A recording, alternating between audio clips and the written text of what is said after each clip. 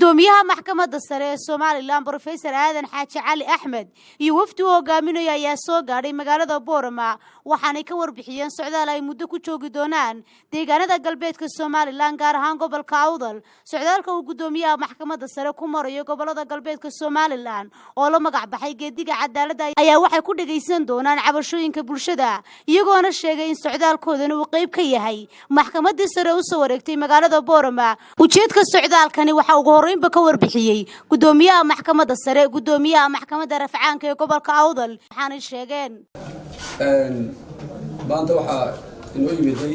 gudoomiyaha maxkamadda sare iyadoo ay ka soo horeeyay garsoorayaashii maxkamadda sare saad ogtihiinba maxkamaddii caasimadda way soo gurtay dhammaanteed wax soo marin gabilay gobolada galbeedka soo baxeen aad baan u soo dhaweynaa gudoomiyaha maxkamadda sare iyo xeer ilaalinta iyo saraakiisha yaan dhammaantood waan soo dhaweynaynaa si fiican loo soo dhamaatay waana wejigii labaad gobolada galbeed cadaaladda lagu soo gudoomiyaha guddiga cadaaladdu aad buu ugu horgeli doonaa arrimaha cadaaladda si faro dhuudhuumi u eegi doona haddii la yidhaahdo lagu soo mari doona booliiska iyo xabsiyada ay u soo guurtay gobolada galbeedka Somaliland oo ay mari doonto maxkamadda sare oo ay xeeraalintii la socdaan garyaqaanadii dacwadaha galiyayna ay la socdaan ujeedada aanu marka waanu soo dhamaynay gobolkii Gabiley imika gobolkii labaad Awdal iyo Salal baa la isku maraya oo halkan bays u noqon doonta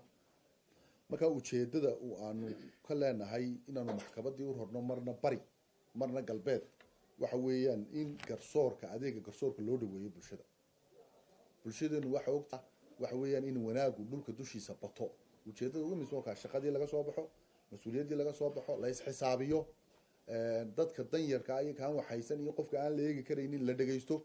waydun u taagnaan doontaan haddii la yiraahdo cabashada albaabadan geesta kale gudoomiyaha maxkamadda sare Aadan Xaaji Cali Axmed iyo wafdiga uu horkacay ayaa socdaal indhaydhina ku tagay dhismaha xabsiga cusub ee gobolka Awdal halka uu marayo halkan aan joognaa waxa weeyaan jeelkii cusba waxa soo booqday gudoomiyaha maxkamadda sare Jamhuuriyadda Somaliland wuxuu soo arkay jeelkii hore iyo sida uu yahay iyo ciriiriga iyo dhibta ka taagan sidaa darteed wuxuu nayiri inaan soo tusno jeelka cusub ee la dhisayo si uu arko qaabkiisa dhismihiisu halkuu taagan yahay sida hawshu uga socoto marka waxaan ku soo dhaweynaynaa gudoomiyaha aad baan idin salaameynaa waxa maanta noo farxad ah inaanu nimi xabsigii cusbaa oo socda waxaan rajaynaynaa markaa in laga nasto oo hadhow toole laga raysan doono xabsiga ciriiriga 1972 la dhisay 72 waynu garan karnaa 1972 magaalada Boorama inta laakayd iyo gobolka Awdal inta degmee ka jirtay imika xitaa gobolka Awdal iyo Salal buu yahay xabsi uma ahan gobolka Awdal iyo Salal waxa ku jira maxaabiis wadanka laga soo xiray waayo saa la socotaan xabsi yari baa wadanka ka jirta marka maxaabiis gobolada kale laga keenay xitaa ku jirta marka saaka waa inagii dhex tagnay waa arkaysaan dad fara badan oo aan ka sii daynay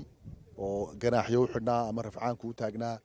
ama ma garanaysaa ganaaxyadii laga dhaafay marka xabsigan insha Allah wuu hirgelayaa annaguna codkaygan ku birina horena waanu la socday nasteexa daawud yar weyne Kalson TV magaalada Boorama.